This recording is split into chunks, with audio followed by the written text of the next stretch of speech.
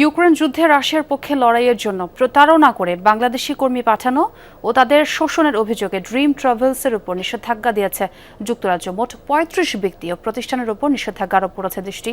এর মধ্যে রয়েছে বাংলাদেশি প্রতিষ্ঠানটি। এ বিষয়ে আরও জানব, যুক্তরাষ্ট্রের নিউ ইয়র্ক থেকে আমাদের সাথে যুক্ত আছেন ব্র্যাকের অভিবাসন কর্মসূচির সহযোগী পরিচালক শরীফুল হাসান। জনাব শরীফুল হাসান, আপনাকে স্বাগত জানাচ্ছি আমাদের যমুনা স্টুডিওতে। প্রথমে একটু জানতে চাই, ঠিক কোন কোন কারণে আসলে এই নিষেধাজ্ঞাগুলো দেওয়া হচ্ছে, একটু পরিষ্কার করবেন। আপনি জেনে থাকবেন, যুক্তরাজ্য বলেছে যে রাশিয়াতে যে ইউক্রেনের সাথে রাশিয়ার যুদ্ধ চলছে, সেই যুদ্ধে মূলত বাংলাদেশের একটা ট্রাভেল এজেন্সির কে তারা নিষেধাজ্ঞা দিয়েছে। যে ট্রাভেল এজেন্সিকে বলা হচ্ছে তারা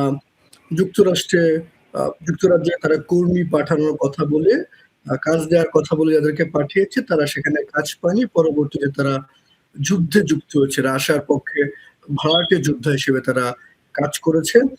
যুক্তরাজ্য এরকম ৩৫টি প্রতিষ্ঠানকে নিষেধাজ্ঞা দিয়েছে, বিভিন্ন দেশের, রাশিয়ার সহ। দুঃখজনক আমাদের জন্য যে বাংলাদেশের একটি প্রতিষ্ঠানকে কিন্তু ট্রাভেল এজেন্সিকে নিষেধাজ্ঞার মধ্যে আসতে হলো।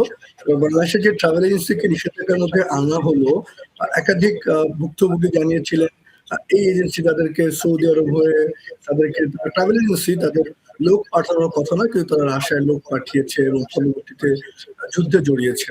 দুঃখজনক হলো এই যে যেই প্রতিষ্ঠানটা সিআইডি কিন্তু সেই প্রতিষ্ঠানকে কর্ণধারকে গ্রেপ্তার করেছিল, কিন্তু আমাদের প্রবাসী কল্যাণ এবং বৈদেশিক কর্মসংস্থান মন্ত্রণালয় কিন্তু অন্তর্বর্তীকালীন সময় ২০২৫ সালের ফেব্রুয়ারি মাসে যে আজকে যে প্রতিষ্ঠানকে নিষেধাজ্ঞা দেওয়া হলো, সেই নিষেধাজ্ঞা দেওয়া প্রতিষ্ঠানের সাথে মিলিয়ে তারা রাশিয়ায় কিভাবে নিরাপদে কর্মী পাঠানো যায় সেরকম একটা অনুষ্ঠানও কিন্তু আয়োজন করতে গিয়েছিল।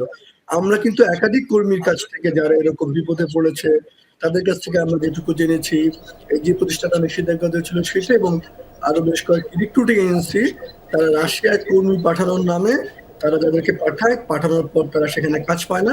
পরবর্তীতে অন্য কেউ এসে তাকে বলে যে তার ভালো কাজ রয়েছে, তারপর যে এই তাদেরকে বিষয়টি যুদ্ধে নেওয়া বুঝতে এবং পেরেছি যুদ্ধের জনাব। ফ্রন্টে তাদেরকে আরো একটি ব্যবহার করা বিষয় হয়। যোগ করবেন একটু, নিষেধাজ্ঞা এই যে দেওয়া হলো, জনশক্তি রফতানি এবং বাংলাদেশিদের বিদেশে যাওয়ার ক্ষেত্রে এর কোনো প্রভাব পড়তে পারে কিনা, আপনার কাছে কি মনে হচ্ছে? না, যুক্তরাজ্য বেশ কিছুদিন ধরেই কিন্তু আপনি জেনে থাকবেন বাংলাদেশের নিষেধাজ্ঞা নিয়ে বেশ কড়াকড়ি করছিল। তারা বলেছে যে কেউ ভিসা জালিয়াতি করলে কাগজপত্র ১০ বছরের জেল, ভিসা রেস্ট্রিকশন, নানান কিছু যুক্তরাজ্য করছিল এবং ঢাকার আরো অন্তত পক্ষে ১৩টা দূতাবাস তারা একসাথে যৌথ বিবৃতি দিয়েছে। বাংলাদেশের পৃথিবী তো ক্রমশ ছোট হয়ে আসছে। আমাদের যারা লেখাপড়া করতে যায় তারা ঠিক মতো ভিসা পাচ্ছে না।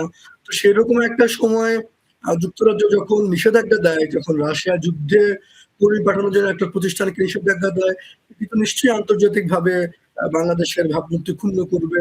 এখন যুক্তরাজ্যে আমাদের ছেলেমেয়েরা কিন্তু কাজ করতে যতটুকু যায়, তার চেয়ে বেশি মূলত আমাদের ছেলেমেয়েরা লেখাপড়া করতে যায়। যে তাদের ভিসা প্রাপ্তিতে শুধু অন্যান্য দেশেও কিন্তু তারা সংকটে পড়বে এবং একদিকে আমাদের লোকজন ভূমধ্যসাগরে মরছে, একদিকে আমাদের লোকজন বঙ্গোপসাগর দিয়ে যাচ্ছে, আবার এইদিকে কাজের কথা বলে রাশিয়া যুদ্ধের মধ্যে জায়গায় পাঠানো হচ্ছে। সবকিছু মিলিয়ে অভিবাসন খাতে যে আমাদের সুশাসন বা জবাবদিহিতার যে ঘাটতি রয়েছে, তার ফলে তো আমরা নানা নিষেধাজ্ঞায় পড়ছি। দিন শেষে তো এটা আসলে বুঝতে পেরেছি, বাংলাদেশের জন্য নিষেধাজ্ঞার সম্পদ। ব্যাপারটি আপনি বেশ পরিষ্কারভাবে বর্ণনা করেছেন জনাব শরীফুল হাসান। আপনাকে অনেক ধন্যবাদ আমাদের সময় দেওয়ার জন্য।